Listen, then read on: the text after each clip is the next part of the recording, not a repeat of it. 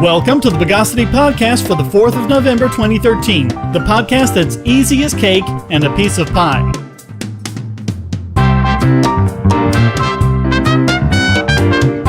This is your host, Shane Killian. Joining me again this week are Charles Thomas and Tim Dyson. Guys, welcome back to the show. Hello. Good day, everybody. So back in April, we covered the story on a report to the FAA which recommended that they relax all the restrictions on consumer electronics so we can actually read our ebooks during takeoff.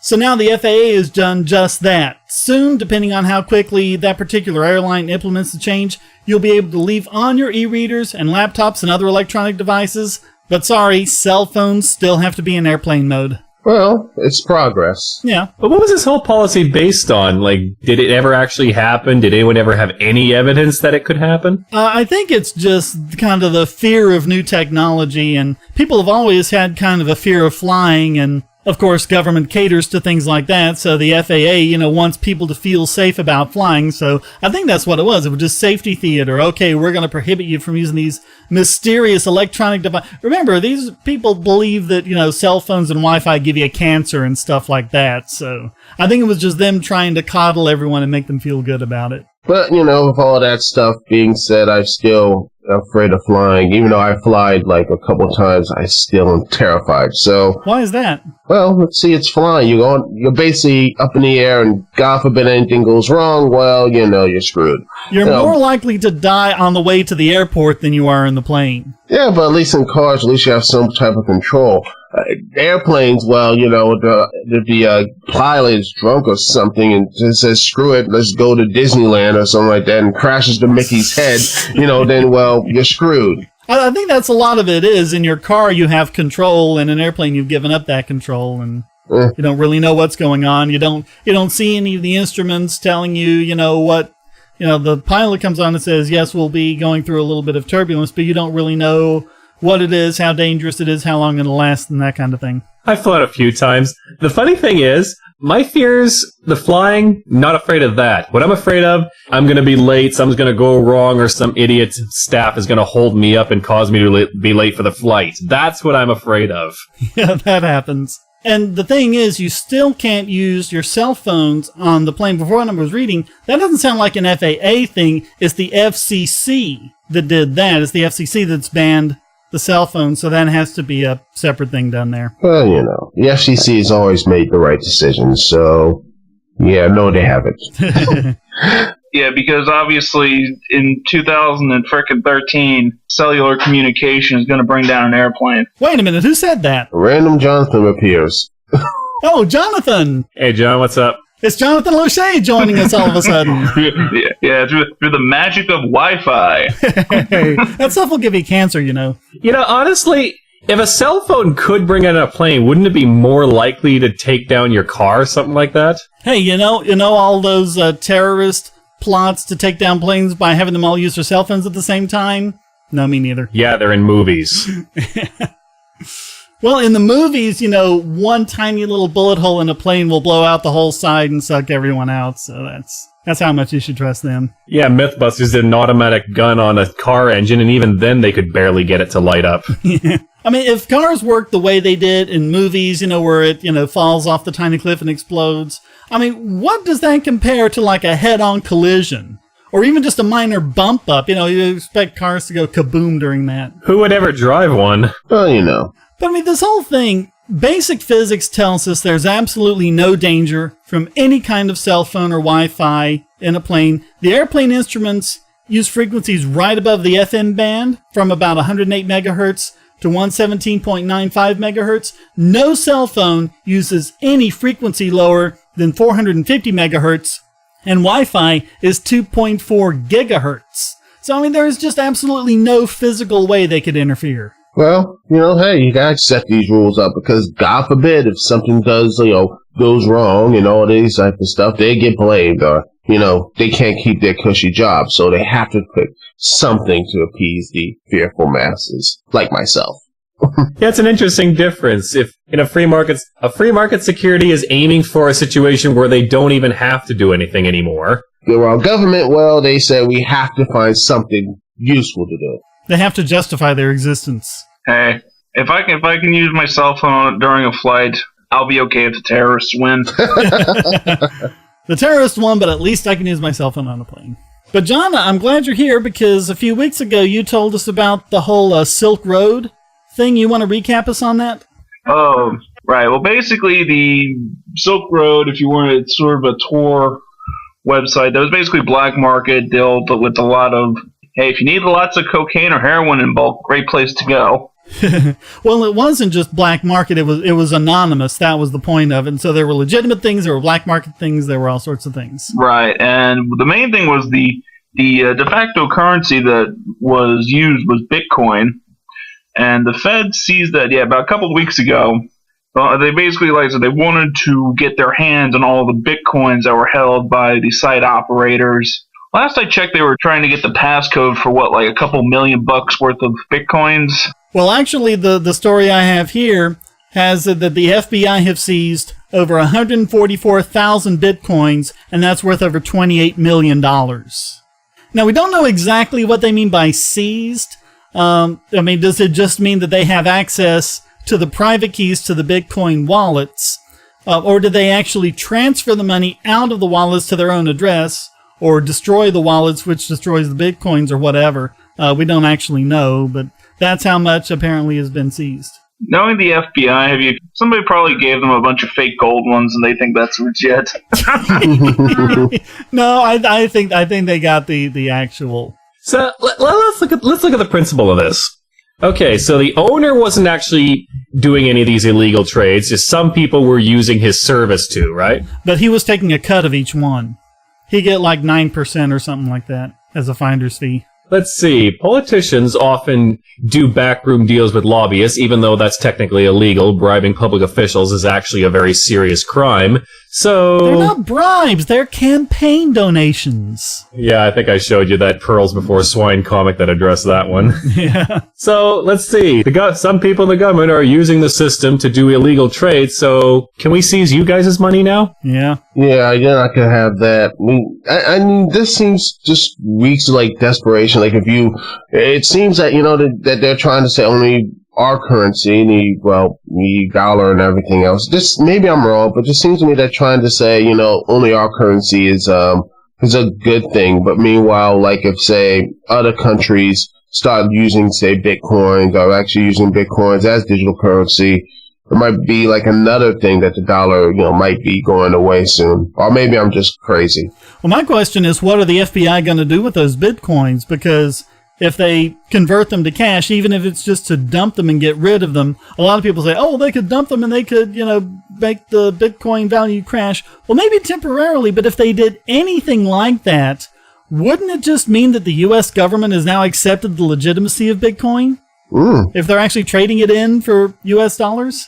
Yeah, that's a good point. Yeah, they are in kind of a bit of a spot now. That's what the government does. They try to solve one problem, end up creating 1,000 more problems. What's interesting is the FBI does have their own Bitcoin address, and someone found it and posted it to Reddit. And so a lot of people have gone to blockchain.info. And on blockchain.info, when you send Bitcoin, even if you just send a Satoshi, you can send a message attached to it. So people have been donating individual Satoshi with all these messages, just trashing them for trying to control and impede business. And anyone can go on the blockchain and see these messages. I must be sure to check that out. But it's just, now, like you said last week, like the internet, you have these people just expose it for what it is. And, and there are a lot of people who are doing some good stuff in the FBI, doing things, busting out bad guys. But when you have this other stuff here, like stuff like, corruption and having the, just scrupulous stuff that in the end just makes more problems than not, you get a lot of negative reaction to like law enforcement, to, the FBI, CIA, and, the police departments and stuff. It doesn't help itself out. People try and tell me, oh, but there's good FBI agents and things like that. And I acknowledge that. The thing is, I think the current system is holding those people back. I think they would have a much better chance to shine in a more free society. I think it's the case where there are good people who are FBI agents. But I think the way the system is set up, it's made it impossible to be a good FBI agent. The big money driver is the war on terror and the war on drugs. And both those, we can, we talk, God knows we talked enough on those subjects on this podcast. It's completely immoral. It has destroyed far more lives than it's ever saved. There's limited resources, actual crimes like murder, robbery, theft, fraud, the things that you would think law enforcement should actually care about, they're at best sort of tangents of the other big two.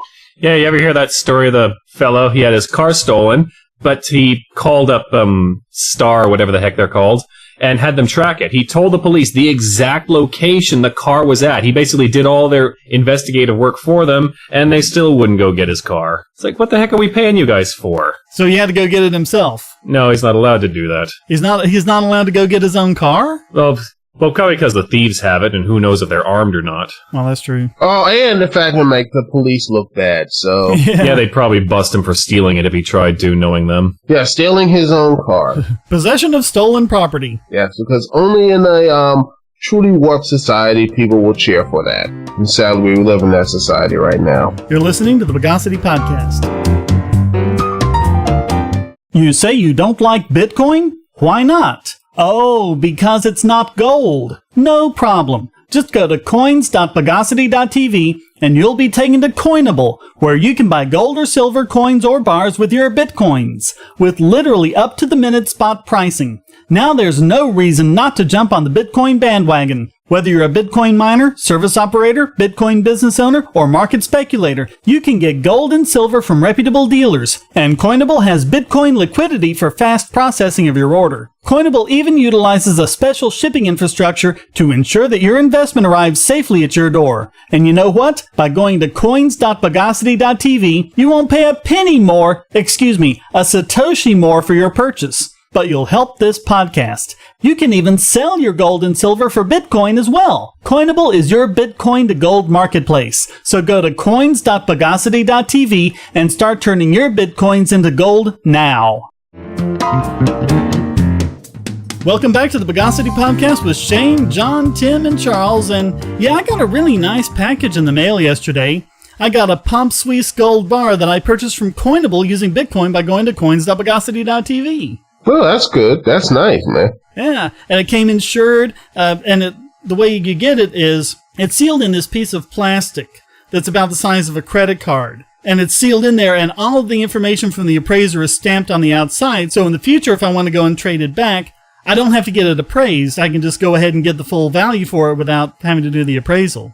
So from what I can tell, these guys are doing everything right. I mean, the ordering, everything was straightforward. The shipping, it was all insured. And I really like it. Never bought gold. Maybe I should sometime. I'm just trying to get my gold holdings back up because I divested myself of all of them when the economy tanked, and that was the time I was recovering from the accident. So I figured I was just going to have to weather out that year or two while the economy recovered. And of course, I had no idea the government was going to be this stupid and just keep kicking the economy while it's down. More often than not, the government always, like I said before, the government tries to solve one problem, it creates hundreds more. And, a lot of people who, like myself, who is, jobless right now, in school right now, who are just really worried. Even if you graduate, even if you do everything right, you still are probably not going to get a job. Yeah, but there's still a lot of jobs out there, I think, for the skilled industrial, like the machinists and welders and things like that, and there just aren't people going to that for some reason. They're all going to college and, using the student loans to get these big college degrees, and then they get out and there aren't enough jobs for all of them. The one buddy of mine who didn't go to school actually dropped out of high school. He's working actually up by your neck of the woods in North Carolina, Shane, some peanut factory, making almost $70,000 a year welding. Yeah, everyone thinks that's beneath them for some reason. It isn't. I do labor for a living, and I have no problem with it at all. Work with the body, play with the mind. That's how I work. But I just wanted to let people know I actually use these products I promote and I stand by them. And this is probably a good time to do it because Bitcoin has been rallying. It's shot up to around $200, while gold has kind of been languishing around $1,300 an ounce. And while I'm not big on speculation and I don't know what's going to happen in the future, it seems like this is a pretty good time because when you have it when Bitcoin is rallying up and gold's kind of down, going into Coinable and using the Bitcoin to get it, that's really going to get you kind of the most bang for your buck. That makes gold currently around 6.5 Bitcoins an ounce and silver at 0.11 Bitcoins an ounce. So Take a look around the sites. You can get gold or silver bars or coins as small as 1 gram, silver as little as 100 grams, and even if you don't have any Bitcoins, you can still buy in dollars too. They'll take your money. Yeah, well, hey, might not be a bad thing for someone like myself right now, or other people are listening right now. So, go ahead, try the Bitcoin thing out, which I might do if I, get some of my funds and everything else together. So, yeah. So you guys remember that promise Obama made that you can keep your existing insurance plan under Obamacare? I remember what I put my bets on. What was your bet on? Not going to happen. Yeah. Well, it turns out it was a lie, and we've pretty much known that 50 to 75% of insured individuals will not be able to keep their current plan. What's come out now is that we have proof that the Obama administration knew that would be the case all along, even back when he was making these promises. Uh-huh. I'm having a heart attack from the shock of that right now. I really am. Yeah, I know. See, I can tell lies too. Yeah, I had the same thing when I first started. I mean, I like the idea of a universal healthcare system. People who actually try to have, a government type of a plan or things like that, trying to be semi-competent. But when I heard that, I was like, I was a little bit fishy with that. Maybe it could be true, maybe not. But now when I look more into it, it's like, I can't believe that I was actually gullible enough to believe that. I was like, maybe this might actually, work. But now I'm like, man, it just seems like they can't even do something, actually help the people. It just seems like it just, in the end, hurts the people who really need the plans. They hurt the people who really need it. It's like religion. It's a nice thought. It's a really nice thought. You want to believe that, but unfortunately, reality is much harsher than that, folks. Just to give you an idea, I mean, I know locally here, just northeast Florida alone, about 300,000 people had their plans canceled last week. You look at the fact that they knew this was going to happen. I'm starting to get the tinfoil hat. I think this is just a poison pill to try and get us to a true, European-style socialist medical system, because, in about a year, once these plans, once we're into the Medicaid expansion and all that, it's going to continue to be a nightmare. We tried a half measure, now we got to go full-blown. I've had a lot of suspicions that was their plan, too, to try to implement it halfway, have it be a total bust, and say, no, we got to go full socialism. But I don't think it's going to work for one simple reason. Ask the average Canadian or the average European how exactly their healthcare plan came into being, and you will get a blank stare. They don't know. They would simply eat and ask, was it not always so? Have you ever heard that poem? It sounds familiar. Who is that? The Incredible Bread Machine. I forget who wrote it, but I'll have to find the link and put it in. It's great. You'll have to read it. Oh, yeah. Like, most people don't know that when they first tried to implement socialized healthcare in Saskatchewan, the doctors went on strike over it. They didn't like it at all because, these were free market workers. They had the work ethic and all that sort of thing. They didn't want the government coming in, taking over. And they were effectively forced back to work at gunpoint. And, of course, what's strangely absent from both cases is any actual patients who were complaining about the system. I mean, I've challenged people for years. Can you point me to one newspaper article, one court case, one situation where people were getting toughed out on the street for failing a credit score like everyone's always bleeding about? And they won't do it. Like, how can you be so confident in this if you can't even give me one example? Because it's been bred into them. Well, it's always been here and everything else, so I don't need to worry about it. It's been pounded into their heads since they were kids. If it was taught and rationalized and talked about and challenged and everything like that, that would be great. But I think the socialized medicine, we have free healthcare, we have this, that, and the other, but they don't look at the negatives. And I hear stuff from negative stuff all the time, but every time I bring up any type of negative stuff about healthcare, they shout down like, man, that's garbage, man. You listen to conspiracy theories and everything else. I'm like, there's always have to be a catch. There's always something, and you have to be smart enough to realize that maybe, just maybe, this is not the best option. Just look at Canadian election campaigns. Year after year, election after election, campaign after campaign, fixing the healthcare system is always one of the top 5 issues. Yep. I've never seen a single exception to that. Well, I mean, you look at America for a perfect parallel. Every election, whether they're Congress, city council, or president, what's one of the top 3 issues? fix public schools. Yep. It's amazing. Yeah, I think the disadvantage the U.S. faces right now is now they live in an age where they can't cover up how it all got started. Like that big mishap with the website, that's plastered all over the internet. It's never going to go away. There's no way they can cover that up now. Well, according to White House spokesapologist Jessica Santillo, quote, "One of the main goals of the law is to ensure that people have insurance they can rely on, that doesn't discriminate or charge more based on pre-existing conditions. The customers who are getting notices are in plans that do not provide all these protections. But in the vast majority of cases, those same insurers will automatically shift their enrollees to a plan that provides new customer protections, and for nearly half of individual market enrollees, discounts through premium tax credits. So don't worry, you might lose your plan, but you'll automatically be put on another plan the government says is better. Aren't you so glad you've got mommy government looking out for you?" I can smell her pants burning from here. Yes. All hail the omnipotent government. It always knows what's best. Nah, it's the Republicans' fault somehow. Gotta blame them. All the libertarians and people like that. They're throwing the anarchists too, because that's what it's always their fault. Yeah, I've always thought it was amazing that statists say, "Oh, libertarians, they're just on the fringe. No one listens to the libertarians. Libertarians never have power. They'll never have power. No one, blah, blah, blah, blah, blah." And then something happens like the housing crisis, and it's like, "Hey, did you see what those libertarians did?"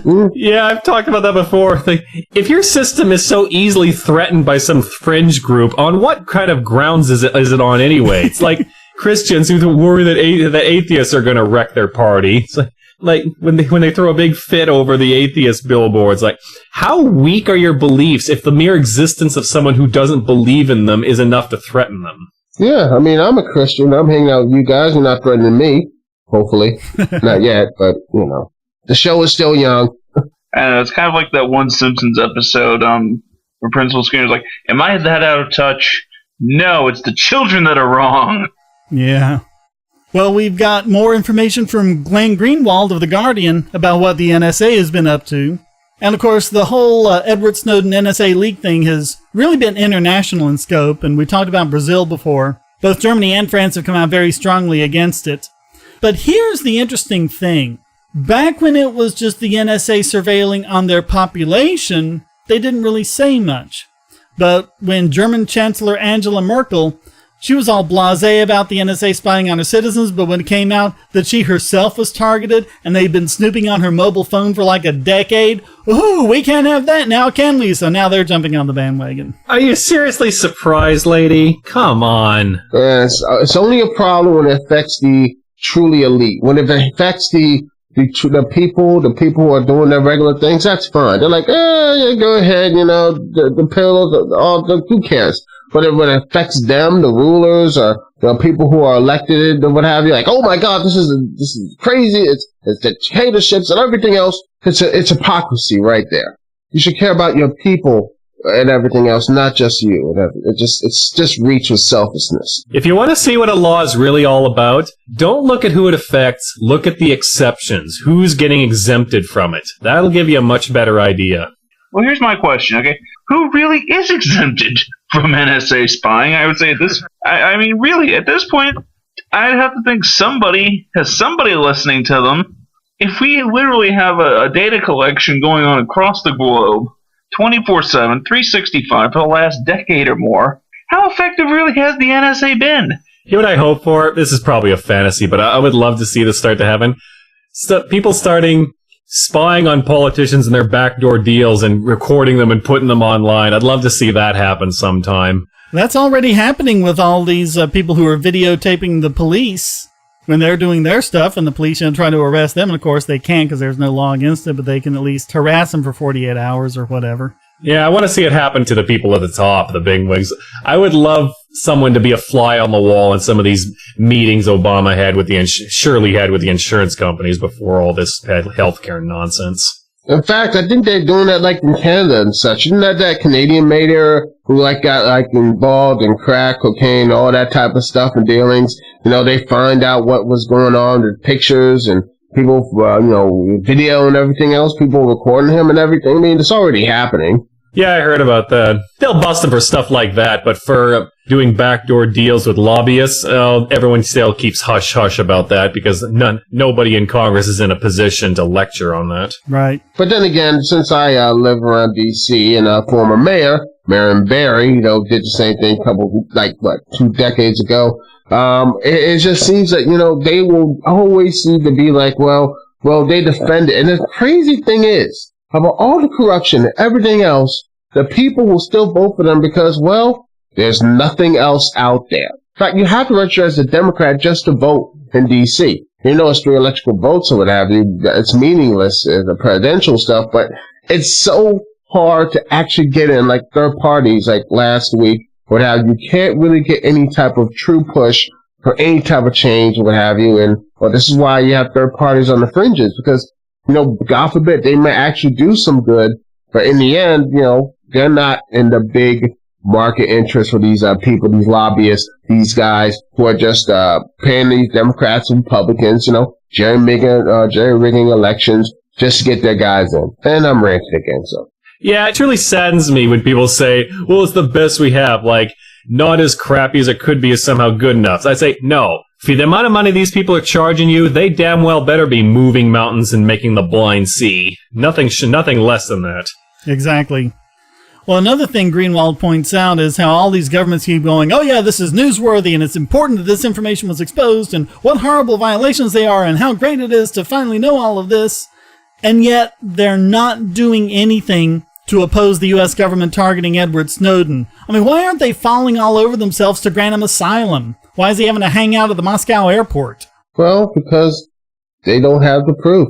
They don't have it. And I'm hopeful with this, and I'm hopeful with this whole Edward Snowden business is we'll finally get a look into it. We're at least having a conversation about this whole spying and everything. Because if we didn't do this stuff, the government would have still been doing all this type of stuff, spying and doing everything else on the, not only on the regular innocent citizens, but also their allies, so their quote-unquote allies. And trust me, people, they say, well, you're against President Obama. No, this thing's going on for decades now. And now it's just coming into light. And just like Lord Hawkeye said, the internet this bites them in the butt. Because we now know what's really going on here, and now they're just exploring it. And this is just the reason why this stuff is coming out right now. Yeah, it's great. I mean, I don't even remember a time when people have been talking about things like spying and warrantless wiretapping and stuff like that to this level. So Greenwald writes, quote, how are American and British officials, in light of their conduct in all of this, going to maintain the pretense that they are defenders of press freedoms and are in a position to lecture and condemn others for violations? In what might be the most explicit hostility to such freedoms yet, as well as the most unmistakable evidence of rampant panic, the NSA's director, General Keith Alexander, actually demanded Thursday that the reporting being done by newspapers around the world on this secret surveillance system be halted. Oh, yeah. When I dream, I want a pony, pal. Yeah, it just reeks of fear-mongering of saying, that sort of thing. It's an excuse because they don't want people to know what they're up to. Yeah. When you have this type of stuff, there's a reason why there's a lot of people who don't trust the government and says, well, all is well. Well, all is not well. Everything's just all screwed up. Well, Greenwald also wrote, quote, I'd love to know what ways specifically General Alexander has in mind for empowering the U.S. government to come up with a way of stopping the journalism on this story. Whatever ways those might be, they are deeply hostile to the U.S. Constitution, obviously. What kind of person wants the government to forcibly shut down reporting by the press? Well, let's see, there's John Adams, Abraham Lincoln, Woodrow Wilson. Sadly, this is not unprecedented.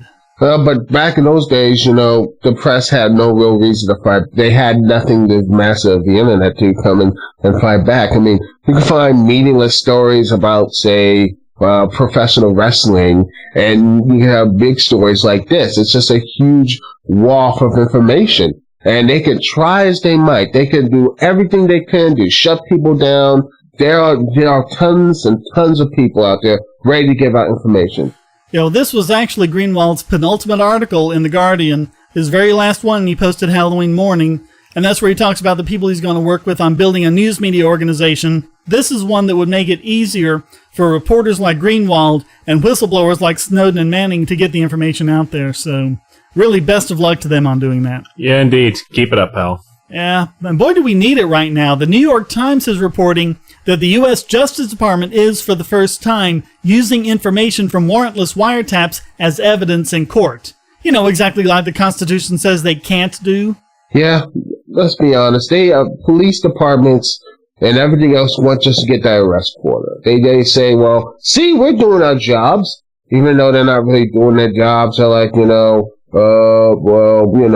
more often than not, they're like mostly corrupt or what have you. I mean, I get there are some good police officers and good departments out there, but more often than not, they use their power to bully, assault, and basically steal and rob from innocent people.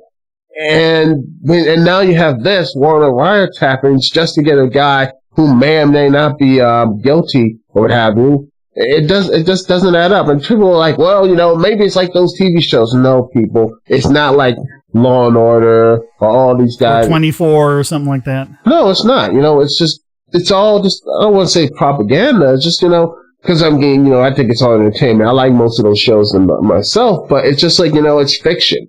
It's not real, people. It's not real. But the guy in this case was Jamshid Mutarov, and I'm sure I'm going to get people telling me how I've mangled that pronunciation, but hey. Anyway, he was charged with planning to travel abroad to join the Islamic Jihad Union, which is a designated terrorist organization.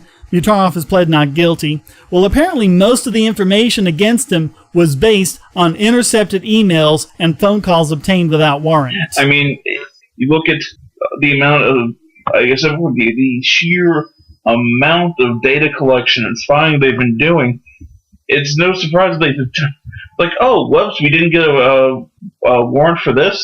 I'm surprised it hasn't happened before. Yeah. Well, what's happened before is that they were using warrantless surveillance to gain all this evidence, and they would present that evidence to the defense. We talked about this before. They would present the evidence to the defense, but not the fact that it was taken through illegal wiretaps. So not only was it a hideous violation of the Constitution and all rules of jurisprudence, it leaves the defense unable to do anything about it because they aren't even aware that the wiretaps happened. So in a way, this is an improvement. At least they're admitting now that they're getting this evidence via warrantless surveillance, and I'm sure their defense is going to be questioning this and having it thrown out as fruits of a poisonous tree.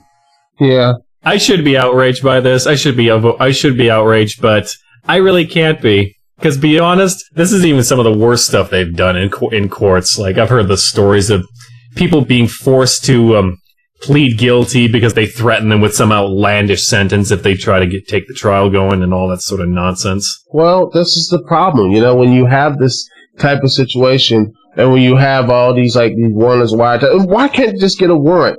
And even if this person is guilty, who did these horrible things, they have to throw this out because, well, they got this illegally. And now they're going to have a person who probably is a criminal and probably do some horrible things. I mean, why can't they just get this thing legally done, wrap it up, and say, here it is. Show it to the defense, show all this type of situation, get it done, and everything else. So it don't have to be rush, and everything. So that sort of thing. I mean, it just screams that, they can do whatever they want and damn the consequences. And when the consequences do happen, you get these people who get out of prison, do more horrible things, and, and they can look well, and they'll still argue saying, see, we need to be more warrantless wiretapping so we can actually get these people, even though that was the same thing that let this person escape from justice or what have you. Well, it also completely contradicts what the DOJ told the Supreme Court last year. Oh, no, none of this is used in U.S. trials. It's only used against foreigners and blah, blah, blah, blah, blah. And the Solicitor General urged the Supreme Court to dismiss all of this because the plaintiffs couldn't prove they'd been wiretapped. And I mean, unbelievable. And the Supreme Court ruled in their favor. Yeah, that's just insane. It's like I said before, they create monsters, and then they tell us we need them to fight monsters. You're listening to the Bogosity podcast from Bogosity.TV. History is written by the winners, and so apparently is economics. That's why there's Liberty Classroom. Probably the best single learning resource for history and economics on the web, Liberty Classroom teaches U.S. history, Western Civ, and economics from actual university professors. There's lots of free material to get you started, including introductory lectures on all these subjects. And when you sign up, you'll get the full Cite's content for just $99 a year, less than the price of 2 cups of coffee a month. And if you type in the promo code Bogosity in all caps, you'll get your first year for just $88. Lectures are available in both video and audio format, so you can watch or listen to them on your computer, your phone or tablet, or in your car. Learn at your own pace about the subjects you're interested in and become a more effective debater. You'll also get access to lots of supplemental materials and even the professors themselves via the discussion forum and even live video chats. Inform yourself against the myths and propaganda of our society. Visit libertyclassroom.com. Welcome back to the Bogosity Podcast with Charles, John, Tim, and Shane, and the mountain of misinformation from this week's biggest Bogon emitter. And this week is Paul Buchheit of Nation of Change, with all the reasons why public is so much better than private. And by public, of course, he means government. Oh, yes. So his first reason is, quote, the profit motive moves most of the money to the top. Projecting. Well, in a free market, the only way you can move money to the top is by moving wealth downward. Otherwise, why would all those people voluntarily give up their money to begin with? They must feel that they're getting something of equal or greater value out of the deal. Yeah, that's something these people do not understand. Like, they think if you're making money, someone must be losing. But that's just absolute nonsense. But you hate the children. You just want them all to work in sweatshops for pennies while Uncle smokes cigars and burns $100 bills for warmth. Yeah, because the countries that have all these sweatshops with children working for 10 cents an hour are such free market and not at all oppressive, right? And no one ever thinks, these people are not handcuffed to their chairs. These people could leave. Why aren't they?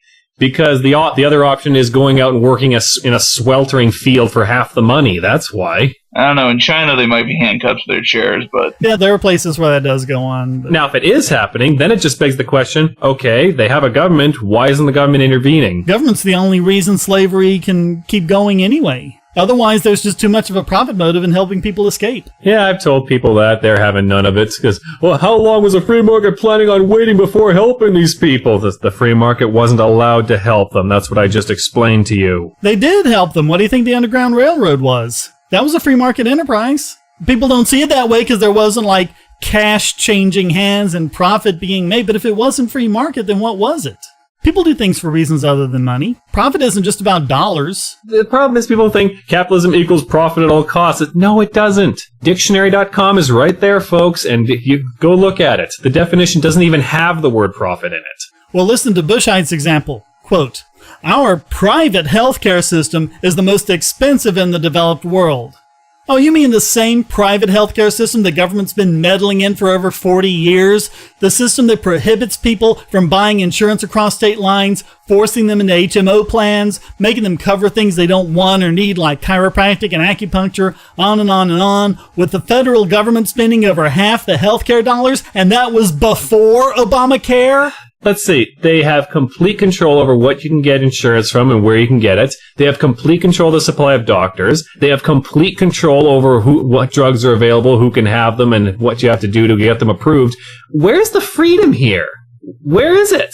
He also said, quote, Medicare, on the other hand, which is largely without the profit motive and the competing sources of billing, is efficiently run for all eligible Americans.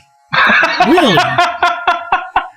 Is that why seniors are paying over 3 times as much out of pocket for medical expenses than they were before Medicare began, even after you adjust for inflation? And is that why more and more doctors keep leaving the Medicare system and stop seeing Medicare patients so they can provide better service for all their patients? Yeah, he either has no idea what he's talking about or he's just bold-faced lying. It only takes elementary-level arithmetic to figure out that Social Security is not sustainable, and yet nobody wants to actually do the math. It's like it doesn't take very long. Well, not to mention, a former girlfriend of mine, I mean, she processed Medicare billing, and it would take them literally about a doctor's office about 3 to 4 times as long to fill out all the necessary paperwork to get reimbursed for Medicare.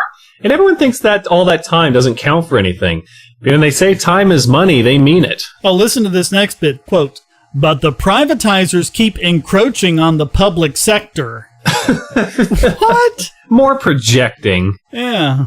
How deluded do you have to be not to see it's the other way around? It's like the French and British governments coming over here, killing all the Indians and driving them off of our land. How dare they be on our land before we got here? And if the privatizers are encroaching on the private sector, that just means the government kind of sucks at their jobs. Yeah, that's true. If you have a monopoly and it's completely legitimate for you to maintain that monopoly by force, and you still have people coming in and competing, how much do you suck? Exactly. Actually, no joke. This reminds me one time. I went to a city council meeting where this lady was screaming about how the evil if we were quote-unquote privatizing libraries, when in reality all we were doing was leasing some space to fricking Starbucks for a coffee stand in them. It's like, really? That's what you think is... I want to abolish all the libraries and replace them with user fee supported ones. You pretty much have that. I mean, you can walk into a Barnes & Noble, sit down and read any book on the shelf without having to buy it, and you just put it back on the shelf before you go. And if you bring your Nook, or if you've got like a smartphone with the Nook app on it, you can sit there while you're in the Barnes & Noble and read any book in their Nook library for free without having to do anything. Yeah, it's amazing how people say, oh, it'll be overprofit, they'll charge you for everything. And even when you point to real examples where this just simply isn't the case, they're still having none of it. It's all just speculative data they pulled out of nowhere. Well, I mean, if you want to look at something at least closely resembling a free market, what about computers? Look at how computers keep getting cheaper and cheaper, even as they get more and more powerful. That is what the free market does. I've never actually gotten them to address that question. They just skip it. But that's just computers, Shane. That isn't some massive service like medical care that has to be run by the government. Yeah, and that's the other question they never answer. If socialization of healthcare or whatever works so well, why stop at healthcare? Why not do it for everything? Why not do it for grocery stores? You need food, right? People need to have food, so why not just let them go into the grocery stores and use their government plan to just kind of pick up whatever their plan says they can have, and then no one will have to get hamburger or ramen noodles. They'll get steak and shrimp and all that. Oh, yeah. What could possibly go wrong? The amount of people who are on food stamps, Shane, we're kind of already there. Well, his second reason is, quote, privatization serves people with money. The public sector serves everyone. As long as they're government connected. Yeah. And what's his example? The post office, which has a monopoly on first-class delivery. And he talks about how much cheaper it is to send a package without mentioning that A, the monopoly lets them subsidize their package delivery, and B, they're $3.9 billion in the hole so far this year. Last year they lost $16 billion, and this was at a time when UPS and FedEx are making billions in profits. But that's tax money. It doesn't count. As they try and say, like when they try and argue that socialized healthcare is free. Yeah. To that, I would say, okay, so if your politicians were spending all your tax money on hookers and drugs, you would have no problem with that because it's free hookers and drugs? Yeah, I didn't think so. Free hookers and drugs? Hey, now you're talking. God. Well, to be fair to the post office, I say this because my dad is a postal employee, so I have to defend their honor a bit. They were making quite a bit of money, but the government kept using it to fund other agencies. Well, he also uses education, but it's the same thing. Everyone has to pay for government schools, even if they send their kids elsewhere or homeschool them. And he doesn't mention that private schools and charter schools have better outcomes, even though they spend less per pupil. Oh, that's one of the great contradictions they never address. I say, why can't people pick their own healthcare, pick their own education? They try and basically say people are too stupid to know that. You know, if I was an alien visiting Earth for the first time and someone told me the population was stupid or ignorant, my first question would be, who's in charge of education? Because clearly they're not doing their job. Yeah. Reason number 3, privatization turns essential human needs into products. Oh, noes. Oh my God, people want to privatize water. They want our federal land. They want our cities. And the example he keeps using is Detroit. And as we've covered before, unlike what happened in the RoboCop movies, privatization has actually done very well for Detroit after their city government drove themselves into bankruptcy. Wait, you're telling me that one of the most socialized government-heavy cities, that it's bad? It failed completely, and then the private sector stepped in, and it's doing a lot better now. Yeah, what was that one John Stossel did about a city who their water was terrible, the cost was going through the roof, then they hired a private company who did it far, far, far better. Yeah. Was that New Jersey? I think it was. I don't remember, but I mean, you still have a problem with things like that in that, yeah, a private company's doing the water, but it's a private company who's given a monopoly by the government. Okay, now, as a person who, uses public transportation, and I know there's some good in it, but more often than not, Metro here in D.C. sucks. They have their buses, when they're not hitting people, are late 50% of the time. Their train service is completely and utterly, it works when it wants to work. And the funny thing is, most of the people on the board of Metro, the people who run it and everything, don't use the system themselves. They drive everywhere. Because there are some situations where I got chewed out from my boss. My boss, who a couple years ago, I got up early and waited on the bus stop for 2 hours.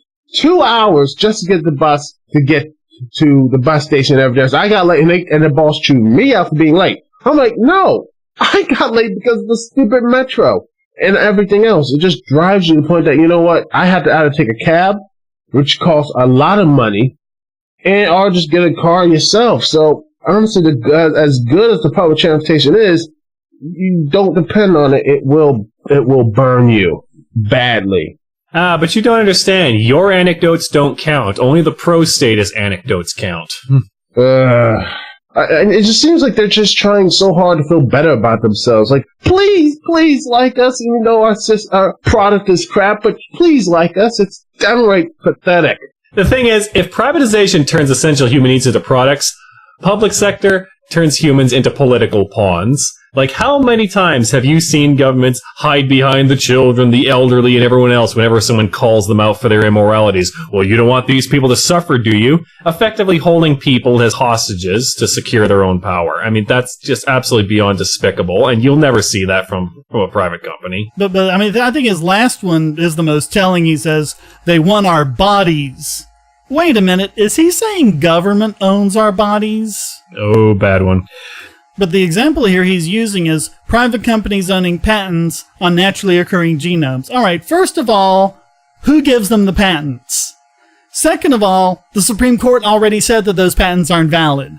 So he uses an example that's completely invalid and does not apply. And even if it did, it would be a case of government encroaching on our bodies in cahoots with private companies, not solely the free market. Exactly. So reason number 4, public systems promote a strong middle class. Ha! Well, isn't it funny then that there wasn't any such thing as a middle class, despite all these public systems going all the way back to ancient Rome, until people started getting this idea of a free market? No wonder why. Weren't there so many middle-class workers in the Soviet Union? Yeah, the Soviet Union was poor people and people with government connections, nothing in between. Yeah, well, Marxism doesn't even recognize the middle class, and that was why I forget the guy's name who first coined the middle class, whenever that was. But, with Marxism, you have the bourgeois and the proletariat, and the bourgeois are like the powerful, rich people with all the government connections and everything, who can oppress the proletariat, who are just the working schleps who don't have anything. The middle class is this thing that Marx doesn't even cover, where people have a lot of money and they have a lot of comfort and they're able to do well for themselves, but they don't have as much political power, for the amount of wealth that they have. That's what the middle class is. And you don't get that in places like the Soviet Union. Again, it's just this pointless cheerleading. See, our products don't suck. Honestly, there's so many flaws there, just like they're trying to cover it up saying, well, they're doing it worse, but... He's trying to show that government workers aren't overpaid and somehow thinks the overall percentages will somehow say something about it, as opposed to what we've covered before, directly comparing the salaries of government workers to their private sector counterparts. And he even tries to use the median as a measure of inequality. I mean, what? Does this guy not even understand 5th grade math? Oh, and let me guess, he completely disregards their non-salary benefits, like the retirement and all that sort of thing, right? Oh, of course. Of course. Yeah. Reason number 5. The private sector has incentive to fail or no incentive at all. Oh, he fails on the first sentence on this one. Oh. The most obvious incentive to fail is the private prison industry? How is the prison industry? When last I checked, they were paid by government to run the place. Oh, goodness. The fail. Oh, gosh. Is there one truly private prison in this country? Dude, you're arguing against corporatism, not privatization. Oh, God. Well, because we've covered the incentive to fail in the race to the bottom with things like government schools, where the poorest performing government school gets more money, because, of course, obviously they need the more money, so that just incentivizes failure, and it's a race to the bottom. I am just amazed by this.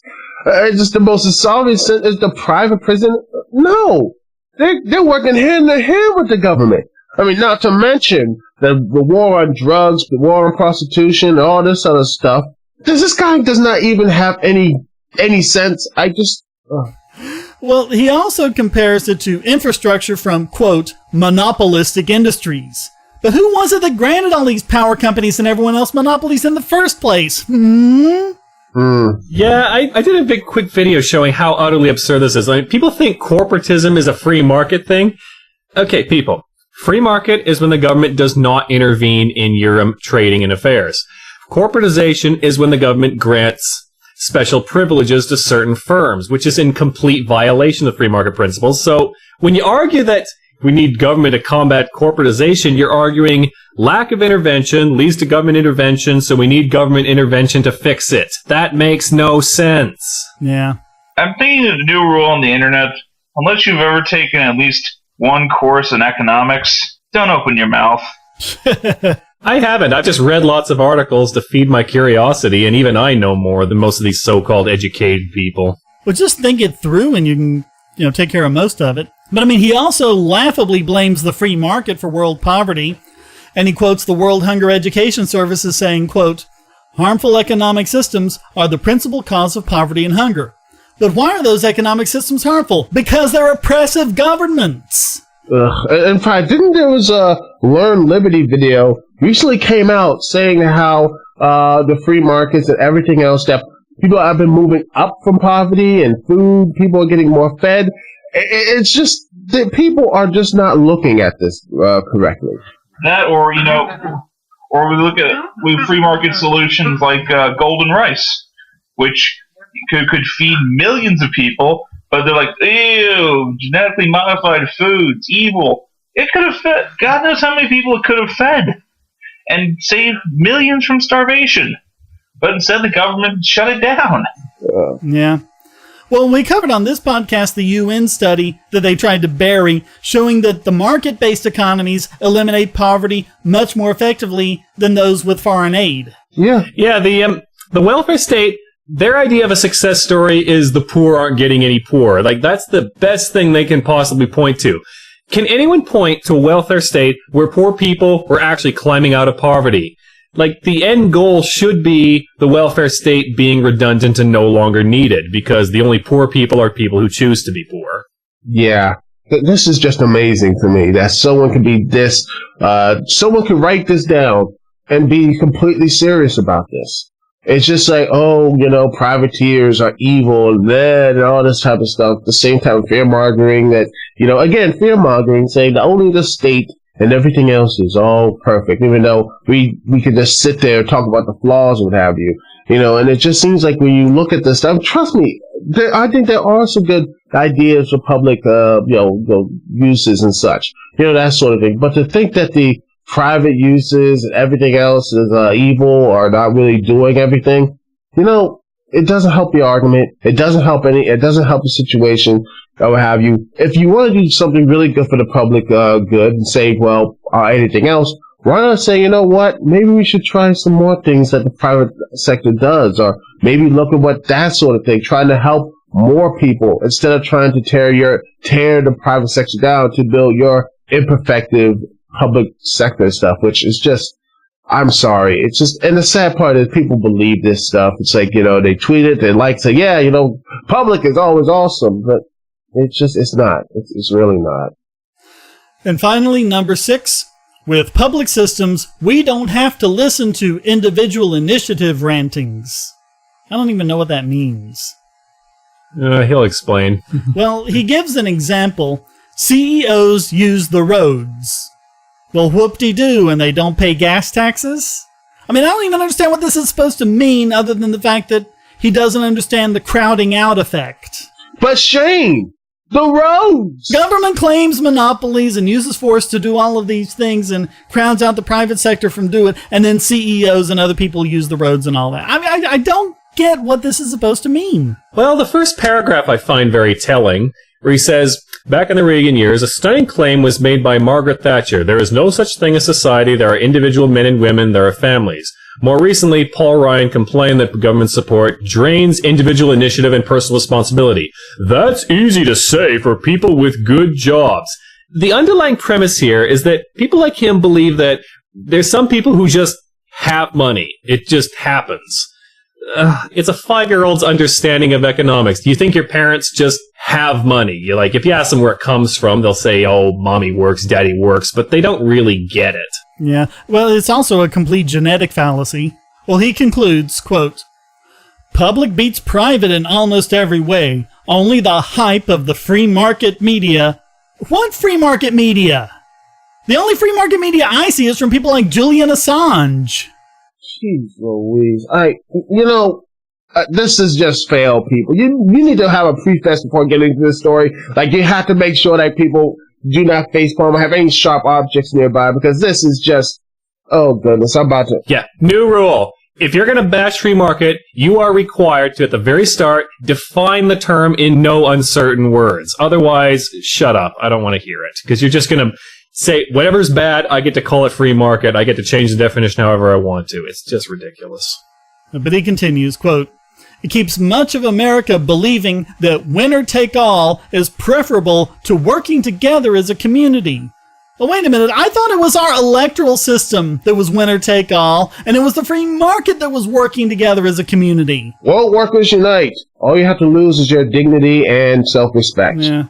I mean, Coke may be number one, but it doesn't take all. Pepsi has a pretty good market share, too. Yeah, and all the other stuff that's out there. But, again, the whole again, like you're saying, the public sector, I have no problems. I have problems, but I think it's still something useful. If you really work on it, I think it can be really good for good for communities. But also, don't beat down the private sector, because, again, they do some good stuff for the community as well. But the whole basis of a free market is that it's a network of people engaging in voluntary exchanges. How is that not working together as a community? And people wonder why we're in such situations, and they think that, say, for example, when Pepco, around here, is the only gas or anything else electronic thing in town. That's private. No, they signed a contract with the local government to make sure that they're the only game in town, people. That is what happens. That's how it works. And that's why you really see these situations and people, get upset at the privateers and private companies, and this article comes out saying, see, we told you the public sector is better. It's not. After all that, how could anyone other than Paul Buchheit possibly be this week's biggest Bogon emitter? Bogosity.tv and all of its services are hosted at GoDaddy.com. I've been a satisfied GoDaddy customer for over 10 years now. Their prices are great, and their 24/7 support is second to none. So I'm happy to be able to give you this special offer. Just sign up for any new domain, web hosting, email, or many other services and get 20% off by typing in the code WOWNOBOGON. That's WOWNOBOGON. Because there's nothing bogus about these savings on quality internet service. Get your own .com with a personalized email address, or establish your online business in a snap, all for 20% off. And you'll help this podcast too. Just go to GoDaddy.com and use the code WOWNOBOGON. It just doesn't get any worse than Paul Buchheit, does it? Unless, of course, you're this week's Idiot Extraordinaire! And I'm talking about Senator Diane Feinstein. Yes, her again. Has she finally overtaken Obama as the number one who's gotten the most idiot extraordinaires on this show? Actually, I think this is her first. You're kidding me. Surprisingly enough, I think we haven't done her before. I mean, we've talked about her in other things, but I think this is her first idiot extraordinaire. Yeah, I think she should be the idiot extraordinaire of the year because of this stuff right here. It's I just right. Wow. Just yeah, because you know how we were talking earlier about politicians trying to suppress freedom of the press? Yeah. Feinstein's let us know all along that she's so gung-ho in favor of the unconstitutional NSA spying.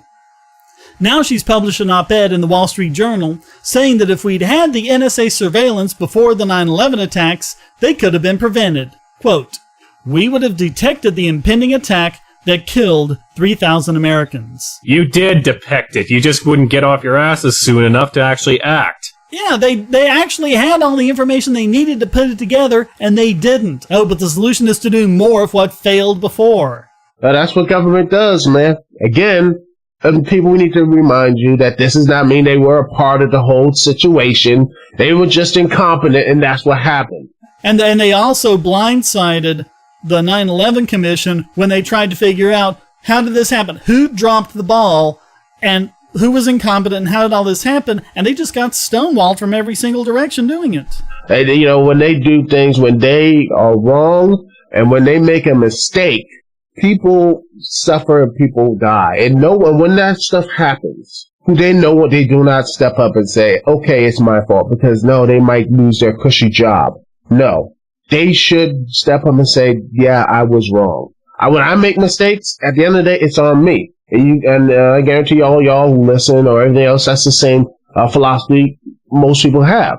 But not government. No, they just say, the people inside there, they say, no, it's this guy's fault. No, it's that guy. This guy's Democrat, Republican, or funny moon men, whatever, to distract the people enough so they can put more money into what's failed and not what succeeds. Well, as my parents used to always say to me, I don't care whose fault it is. I care who's going to actually fix it. Yeah, so are you going to rehire the plumber that screwed everything up and flooded your kitchen? Are you going to hire him to come fix it again? Yeah, it obviously happened because you didn't pay him enough. I mean, this kind of insanity would get you put away in a non-government situation. Yeah. Well, then she claimed in a USA Today op-ed that the NSA taking people's phone records doesn't count as surveillance.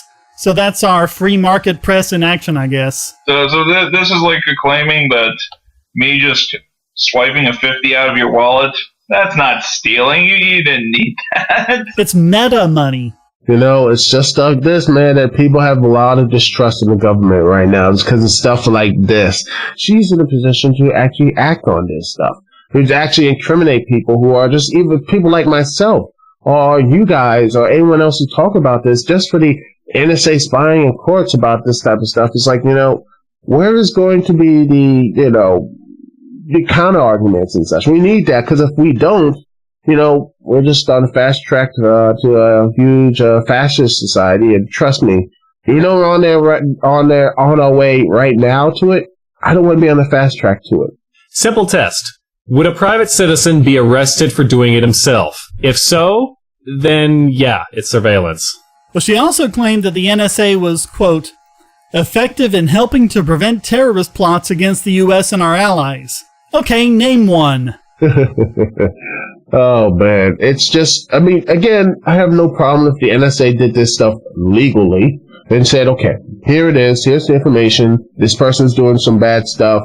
Regardless if, like I say, you know, someone's doing bad things, get this person, get them off the street or what have you, arrest them, put them in jail. You know, no one would be upset about this. But when you start doing this to regular citizens who doing nothing wrong, and people who are like, you know, other countries, you know, leaders and their citizens, you know, there's something wrong here. And maybe we need to at least look into it. Don't incriminate people and don't arrest people for at least speaking up about it. So now she's introduced legislation to criminally punish those who criticize the NSA in the secret courts, and this legislation has already made it through the Senate Intelligence Committee. So I guess to her that pesky First Amendment is just something that applies to other people. Well, I'd like to take this opportunity then. Diane Feinstein, the NSA sucks. Bring it. We're talking about the United States of America saying that it's illegal to criticize secret courts. That is, okay, we're at 1984, people. I don't care what you say. The fact that the chairperson of the Senate Intelligence Committee has said it wanted to be illegal to criticize secret courts. illegal to criticize secret courts. I want this to drill into your head. We are that far down the rabbit hole. But the good news to that, like I just pointed out, we can all say, I would love to see you try and stop us. I've always said, it's not the policymakers who are defending their freedom, it's their incompetence that's defending your freedom. All of which makes Diane Feinstein this week's Idiot Extraordinaire.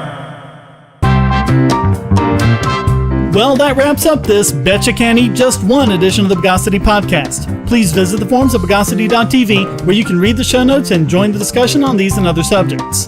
This podcast is free but not free to produce, so please donate via PayPal or Bitcoin at the top of the Bogosity.TV website or down the right-hand side of the podcast page, and give generously to keep this podcast going. And if you'd like to contribute to the podcast, just send a question, statement, news article, or rant to podcast@bogosity.tv. Put it in an audio file, and if it's good enough, it'll get played right in the podcast. Thank you for listening, and thanks once more to my co-hosts, Charles Thomas, Jonathan Loche, and Tim Dyson. Hey, as long as you keep letting me on, I'll keep rambling. Pleasure as always. Thanks for having me on again. You know I had to find the magic of Wi-Fi to get on a little late. Until next time, here's a quote from Thomas Jefferson.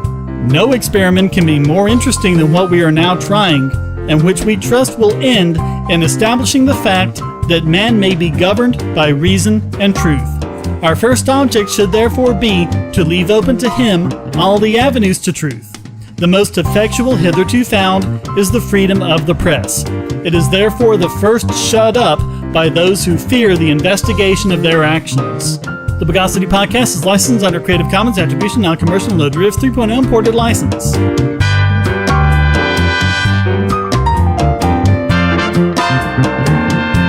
Bogosity.